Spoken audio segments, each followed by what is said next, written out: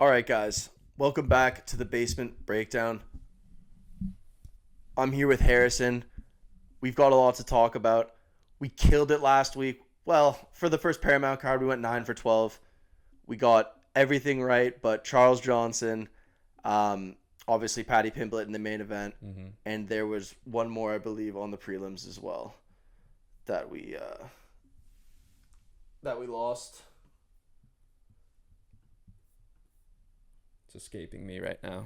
Nikita Krylov. Yes, that's right. Knocked out Modestas Bukauskas, which I said I was worried about a knockout. Yeah, you did say that. But, 9 for 12. I give the card overall a 7.5 out of 10.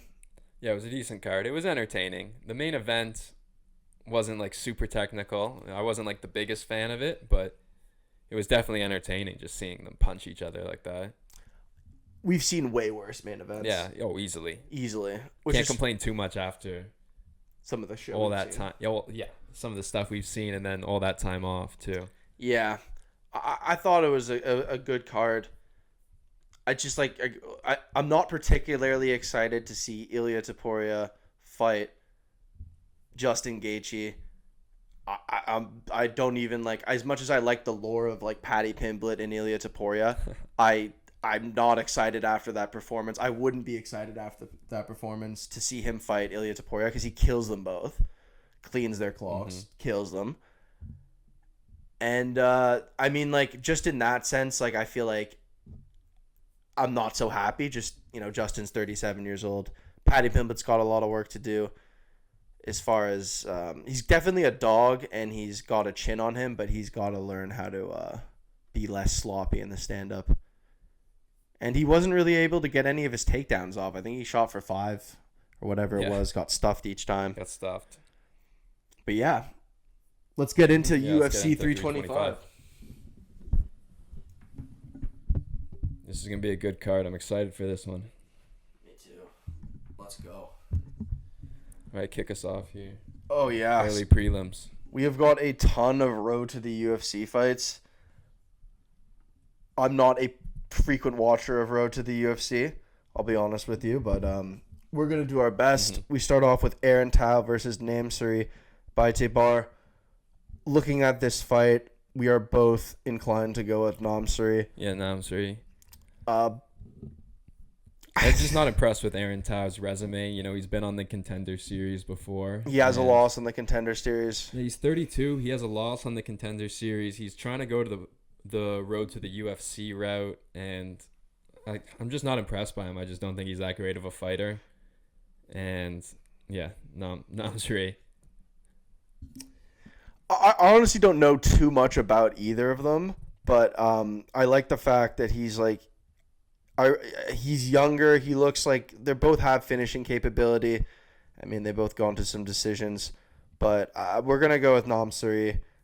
It's either by decision or TKO. I'm gonna go with a decision, unanimous for Namsrai. I think it'll be a entertaining fight to start off the card. Yeah, should be a banger for sure. All right, we go to the bantamweight division. We have, I think this is pretty. The guy's 20 years old, right?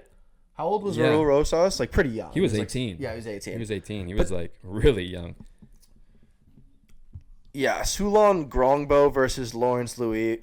Yeah, 20 years old. That is super impressive. 10-3 record. That's a fair number of fights at 20 years old. Crazy. And also, it's kind of weird, the dimensions. He's 1.75 meters, and his reach is super deficient to Lawrence Lui.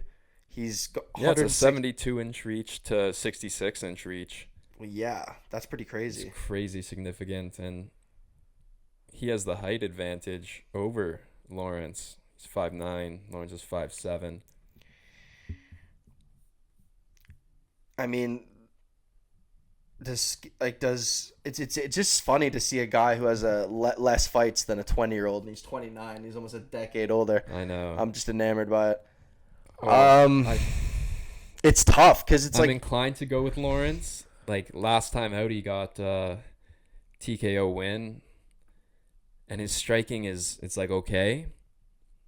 And I just feel like that coupled with the reach advantage that he has, like the height advantage is only 2 inches, but this reach advantage is pretty significant. And I feel like he's just going to be able to do enough to pick him apart. It's funny because it's like they both have 2 fights en route to the UFC. If you just switch, each of them have a unanimous decision. Each of them have a TKO. It's just one of them has it in their first fight. The other has it in their second. Oh, Lawrence Lui looks like he's got a lot of, like in that first fight, he's got a knockdown, and he's took 2 knockdowns against this dude, which means he's able to get hit. Meanwhile, here I just see Sulangrangbo, who was able to score a knockdown in each of his fights, but didn't get knocked down himself. So that, I don't know. I'm gonna go with Sulangrangbo for this fight. I'm just gonna go with the young kid. I like it. I don't know, so I'm just gonna have some fun with these early prelims. All right, take us up. All right, we go to the featherweight division. Keiichiro, Nakamura, Sebastian, Szalay. Yeah, I'm gonna go with Nakamura. Is Nakamura though, like, is he related to Nakamura, like in the UFC? I don't know. I mean, maybe it's a little. I don't like Nakamura is a pretty popular name. Yeah. Anyways. Last name for sure. Definitely Japanese last name. So I don't know. Sorry, my bad. I'm gonna go with Nakamura though. Like you look at his record, he's just knocking guys out left and right. He's only 27 years old, has the reach advantage, the height advantage, pretty significant in both. I think he's probably just gonna put him out. Sebastian's 10-1 though, and his last time out he was able to get the TKO. Before that he went to a unanimous decision. You look at his record overall, and he's kind of a decision machine though. Like stretching back before a road to the UFC here. Nakamura went to a decision last time out though. That's fair. It's just tough with these road to the UFC people. Like I don't know. He's tough, actually. I'm still gonna go with Nakamura, but I think it'll be by decision. 29-28. Let's go with Nakamura. I'll go with you. It's just really tough with these earlier fights, honestly. It is. All right. Take us up. Last one on the road to the UFC finals. Sang-wook versus Dom Marfan. 13-3 versus 8-2. We've got the height advantage for Sang-wook, and he's deficient in reach. Yeah, 75 inches to 71. I'm going to go with Fan. You going to go with Dumfar Fan? Yeah. Yeah. I am going to go with Sang-wook Kim. Just because. We're just going to have some fun with these prelims. All right, now take us up. Oh, perfect. Here we go. Now we can get to the good stuff. Okay. We have Kaan Ofli versus Yiza. So, Kaan Ofli lost to Muhammad Naimov. Yeah. That was a close decision, to be fair. Mm-hmm. That was a good fight. After that, he fought Ricardo Ramos. Yeah, choked him out round 1. Yikes. I don't really care for Ricardo Ramos, though. Kaan Ofli's not a bad fighter. Last time out, Yiza beat Weston Wilson, who's shit. Yeah, by TKO. And these are a couple of weak resumes, that's for sure. Before that, he fought Gabriel Santos, where he lost a unanimous decision. Santos is okay. He's okay. I don't mind Gabriel Santos, actually. My problem with Yiza is he hasn't had that many fights in the UFC, and Kaan Ofli is quite experienced. Yes, that is fair. But Yiza still he has a 26-5 record. He does have a 26-5. He's not lacking for experience. Definitely not, but it's not in the UFC, which is, and he's fought. It's and tough. He's a road to the UFC alumni. Looks like twice. It's tough. It's really tough.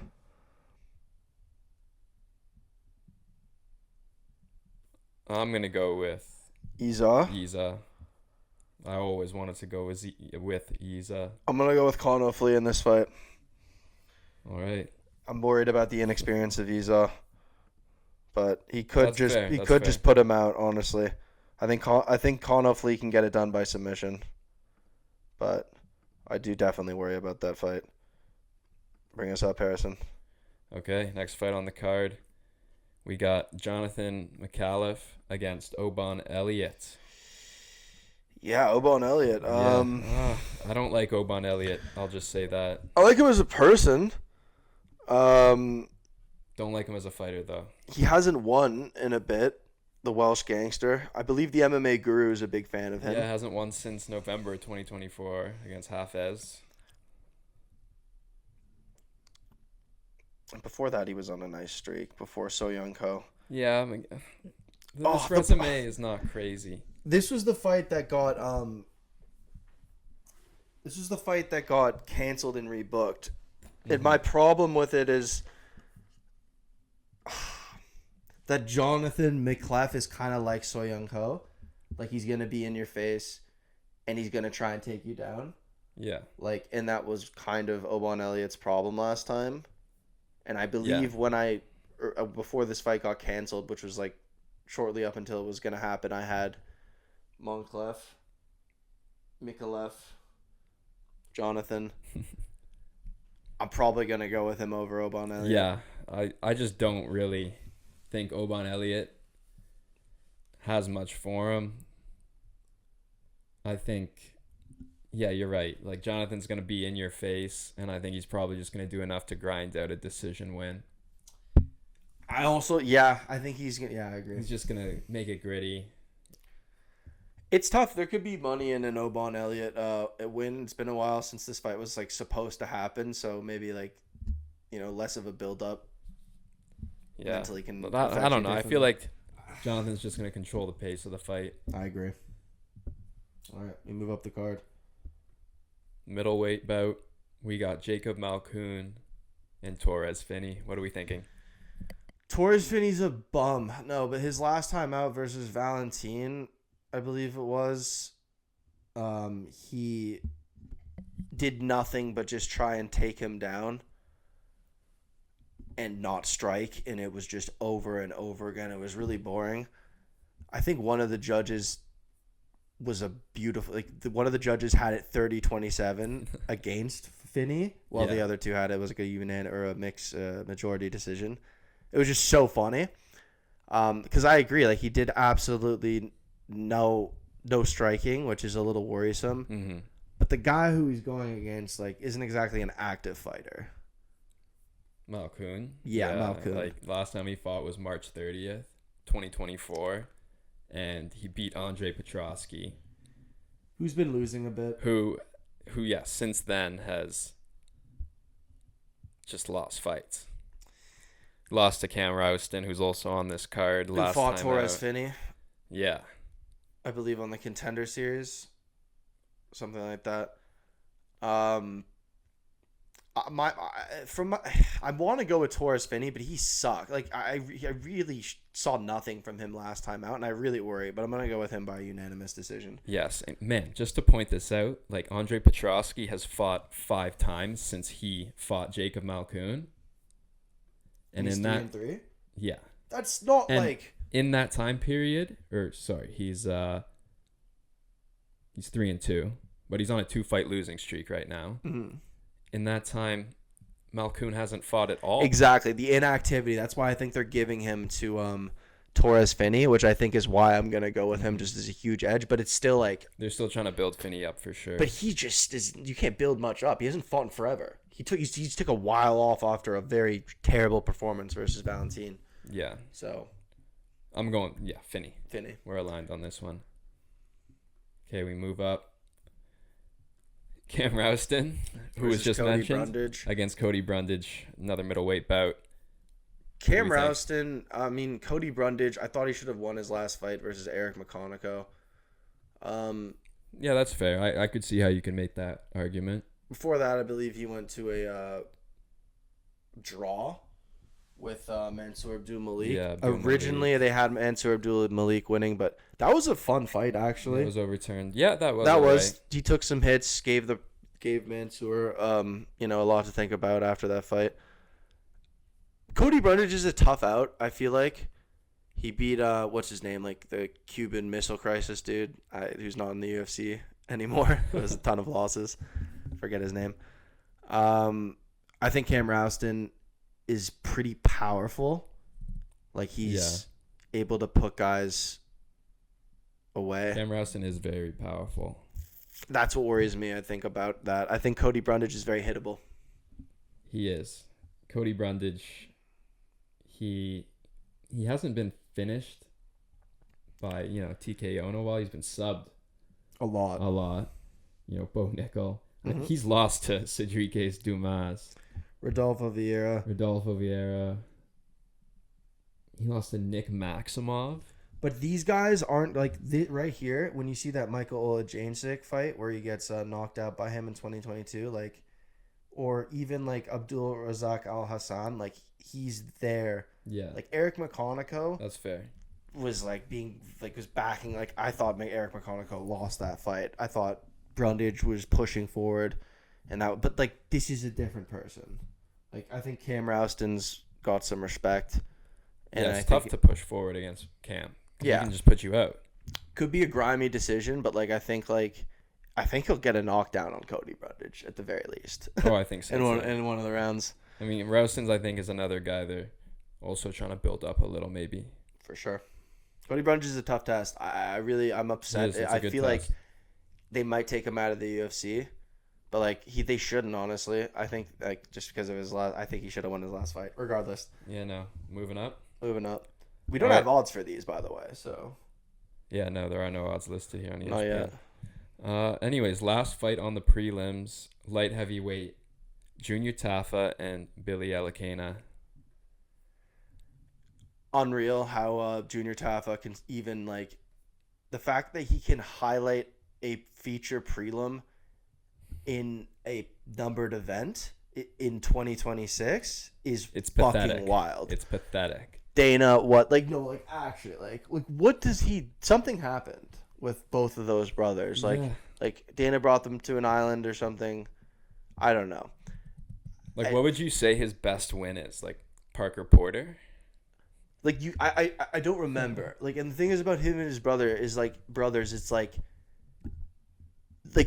Tallison and Teixeira, like, as we said before, like, gets a main event against Derek Lewis after beating. Like, it's just unbelievable. It is. But for some reason, they're like a name still. And this is a terrible fight, honestly. It is. Billy's going to maul him. Yeah, Billy Elekana's going to maul him. Like, this is it's like they want them to lose. You think Billy's just going to absolutely sub him? We've had him in the last 2 fights, I believe, Billy Elekana. I had him against Ibo Aslan. Kevin Christian, Ibo Aslan. And Kevin Christian, yeah. Where he beat him up on the feet, too, before getting him in the rear naked choke. I feel like we're just going to see a repeat. Of course. First round. Oh, yeah. This is 100%. This is ridiculous that you see this in 2026. A Junior Tafa. Still, like, this is high up on the card. Oh, it's way too it's high. Not, it's not. Okay, sorry. It's one below the feature fight for the prelims. That's still too high. No. This is main card. It is the feature prelim. I was right. Oh. Wild. All right, take us up. I had Jamie Mullarkey in his last fight. And now he's fighting Quillan Salkilld. Rolando Bedoya. Yeah, it was a tough fight, but he definitely won rounds. Yeah, that was the right decision. Yeah, no it was doubt the right about decision. Quillan Salkilld, I didn't take him in his last fight. I think you did. I did. And that was against Namsrai. Hack Press, which was one of the craziest. Like, that was one of the knockouts of the year.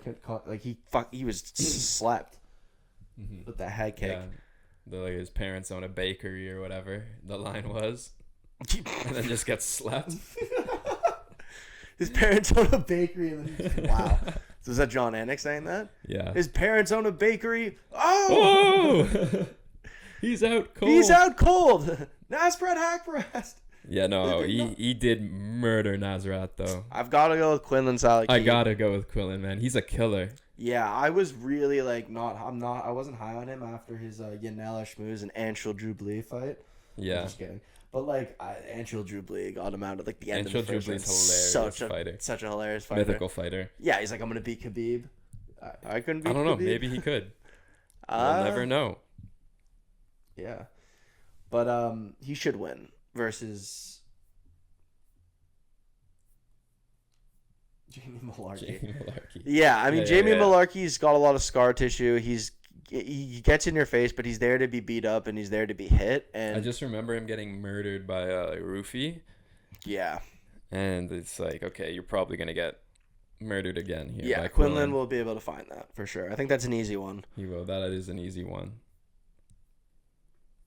But it's fighting. Oh, here we go. Speaking of Tallison Teixeira and Tuivasa after like, how long has it been since he last fought? He's on like a 6-fight losing streak.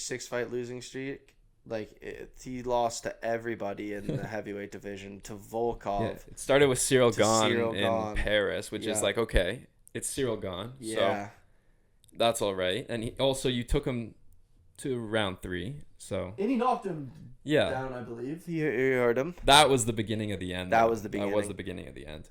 He lost to Marcin Tybura. I remember like he got choked out by him. He lost to Jorinzo Rosenstrike, which was insane that was a split decision. One of the judges scored it for Tuivasa, and he had like single-digit strikes in each round. And he just looked fat. That was the last time he fought in August of 2024. Oh my god, yeah. He's fought like pretty decent competition, but like he's not like he's really scared. I feel like to get knocked out. Yeah. And like I especially coming off that kind of layoff, that's definitely one of your biggest fears, I would imagine. There's not much to say for Tallison Teixeira. Like he's really tall, and he's really like he's a scary dude. Like he's like a physical specimen. 26 years old, 6'7", 83-inch reach. But like you look at the resume, and it's who is he beaten? Absolutely no. Justin Tafa, who we were just destroying his brother, and Derek Lewis. Justin's the same story, and then he runs into Derek Lewis, gets knocked out, which I guess you could say is his first taste of like real competition. And Tuivasa. We just saw what happened with Derek Lewis. Yep, against Waldo. And Derek Lewis put this guy's lights out in round 1. I remember that card. It was easy work for Derek. And Ty, when he was doing better, like he beat Derek Lewis. Yeah. He knocked him out. Yeah, for the interim belt that led to the Gaan fight. I believe. This is tough. It's really hard to go with Tuivasa after losing like 6 fights in a row. Like this is a very like I don't know. But I think I'm gonna have to go with Tallison Teixeira, dude. What do you think?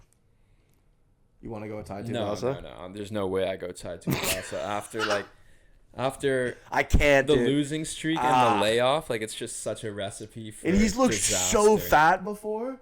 Like when he was on didn't vacation. Look in shape. Like in videos you would see while he was off. No, he started training. Like no. It wasn't like he took off all that time to train and stuff. Like he boozed. He did like a bunch of podcasts. Like Tallison Teixeira has been getting knocked out by Derek Lewis. I remember that Derek Lewis and Tuivasa fight. It was a banger. I remember betting on Derek Lewis that night. So you remember losing money? Yeah, I do remember losing money. That's why I remember it so well.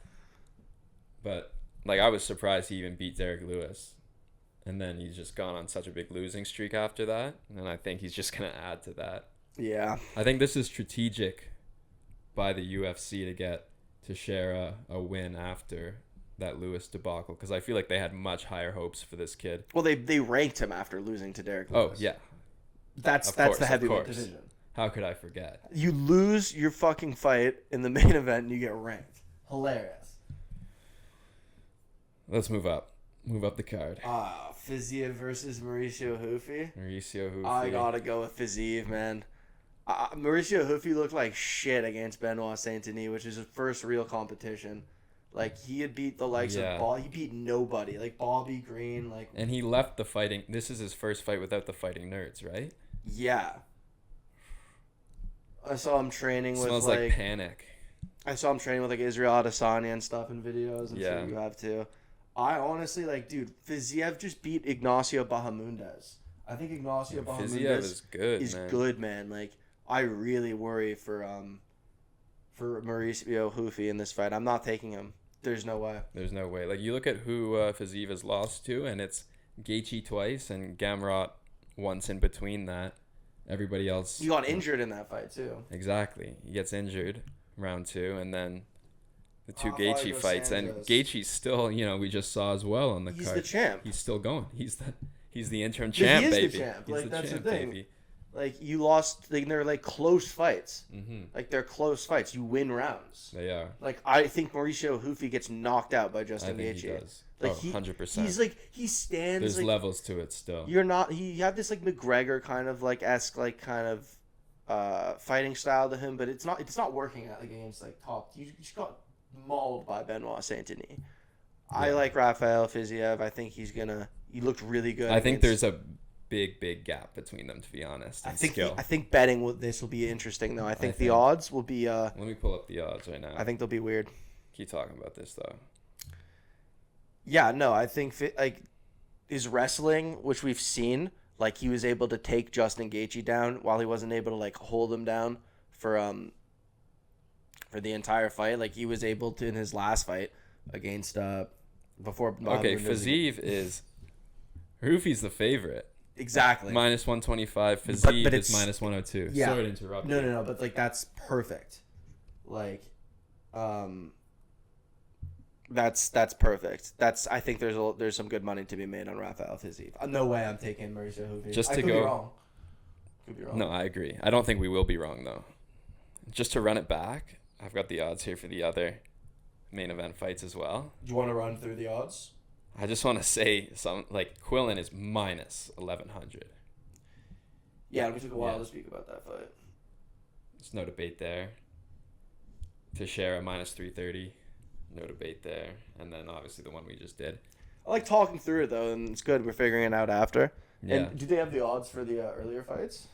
Yeah, we'll throw those up later though. Okay, At the end, we don't have to backtrack for that. we'll throw them in the video. Yeah, Dan Hooker and Benoit Saint-Denis. hey Oof. kid, the best we got is Benoit Saint-Denis. Hey man, White House card. We can't get McGregor. You got Michael Chandler versus Benoit Saint-Denis. We've got number. Benoit Saint-Denis looking good recently. To be fair, I can't really be talking too much shit. He is, man. Knocked out Beneil Dariush, where I thought Beneil Dariush would win that fight Yeah, I remember we picked Dariush. because his fight versus Moicano. Mm-hmm. Um, Kyle Prepolek. yeah, I mean, not much there. I mean, he's a dog. Like he had a good fight with Drew Dober. He's a dog, but not a lot of skill there. Yeah. Not the most skilled fighter. Fuck. I really like the Hangman. You know, almost had How- Armin in How a could triangle. You not love it? Like Okay, so- everything's about. Sorry. Huh? How could you not love everything the Hangman's about? 100%. His whole attitude. And he's beat, that split decision versus Gamrot. Benoit Saint-Denis looking good though, man. Yeah, no, I do agree. Not to take away from It's BSD. that's what scares me. But the thing is like, I think Dan Hooker can beat the likes of Renato Moicano, and he 10-7 Benoit Saint-Denis like 3 fights ago. Like in round 1, like Yeah, his face yeah, looked yeah, fucked, yeah. and he was on a losing streak, well being to Dustin Poirier. But this is tough. Dan Hooker went to 5 rounds rough with Dustin Poirier He did. in a crazy fight. I think this is going to be a really good fight. I think this has potential to be fight of the night on the card. I think it If will they be a good don't get fight. knocked out, or the doctors don't step in. Should be a because, banger. You want to hear the odds? Yeah. Benoit Saint-Denis is a minus 340 favorite. Dan Hooker's plus 250. It kind of echoes like what I'm saying too, like and like how I'm feeling in my mind. Yeah, no, it does. Which is always good to hear. It's actually tough though. Like again, like this is a fight where like I'm gonna go with Benoit Saint-Denis because I just think he's the better fighter. I think also it's like a right now thing too to some extent. Like at the moment. Like MMA math to some extent. Like Dan Hooker's like he's fought really good guys. Like I think Arman Tsarukyan fucking destroys Benoit Saint-Denis. Oh yeah, Tsarukyan. I think Tsarukyan's really good. I do too. I think he is fantastic. I want to see him fight Topuria, but we don't have to get into all that because that's a whole other. That could be a whole video. No, but they're licking their lips at Justin Gaethje, I can't believe you just had American that fight with Patty. White House card. Fight of the oh my god, please. Fight of the year! I beat you in front of your own country. Nah, it's all good. I'll probably apologize to Gaethje before the fight. Yeah, I mean, I'm gonna go Benoit Saint-Denis 29-28. Could be a KO. I think there's money on Dan Hooker though too. I think there's always money on Dan Hooker, and this is an Arman at plus 250 or whatever he's at. And Benoit Saint-Denis will fight Dan Hooker. He's not like, but he has a lot of. They could get into a brawl if they have to. But Hooker's got good takedown defense. Why you're right. There's a reason it's the co-main. The UFC knows what they're getting. You know what you're getting with Dan Hooker every time. Every time, and honestly, you should feel happy about that. He's awesome. Well. We've got the main event, Harrison. Whew. We've got the rematch, Diego Lopes, Alexander Volkanovski. I don't really need to echo it, but we're all a little, still probably a little shell-shocked about it. I didn't expect this to be the case. Maybe Lerone Murphy. Maybe Mosvar. But I don't know. I guess when you think of it from, like, a business perspective, Movsar doesn't really have much of a name or much of a following. And pulls out it's obviously he's like number one in the rankings, and I think he's pretty good. I'd like to see him try and fight for the belt, or even like to watch him rematch Lopes. Like I'd watch that too for sure. But I understand why they're going with Lopes. Honestly, I don't think Murphy is. I think Volk would run through Murphy. For sure, I think it would be a good fight, but I think Volk wins. Interest in that. And I remember for a bit, like they were thinking of like Yair Rodriguez, and like they were just like thinking, I think they should have made versus Diego Lopes before. They've kind of been dragging featherweight division for a while. Yeah, they've been dragging it, and I mean, my thing with this fight is I don't know how Volk can improve much on his performance. Like, I know that Diego Lopes can improve. Like, he took one round off of Volk that fight. No. Which was where he knocked him down. I think that he is there to be hit just via his style, like his, like, in-your-face, like... 100%. And we've seen that. We saw that in the Silva fight. He gasses. Like... And Volk has a gas tank. Like, he's fought guys like Max Holloway where he knows he's going to go with 5 rounds. Like, he knows how to steal those later rounds with takedowns, with control, with, like, his movement, with his distance. Like, he's such a smart fighter in a way that Diego Lopes, I don't think, has had. Like, he had that experience just fighting him. Yeah. And now he beat Gene Silva, which is, like, a completely different thing. Like, it's good for his, like, it's exactly what Diego Lopes, like, those are the fights you want to see. Him going in and brawling with guys. Like, he gets in those type of fights. Like, he had a great fight with, like, Dan Ige, who kind of met him at points. Like, Ige was good. I just think Volk's going to be able to do, he's going to. You think it's just going to be a repeat of what we saw in the first I fight? don't know how much he's going to be able to improve upon that performance, and I don't think it's been long enough for either of them for any type of real development for Diego Lopes. He hasn't had the time to win certain fights that would, maybe warrant him another shot against Volkanovski. Like, I don't think enough has changed in his game where it'll make that difference. I would be scared the entire fight if I pick Diego Lopes. Just telling you guys that. Now, I could knock him out, and we could just see a new champion. It could happen.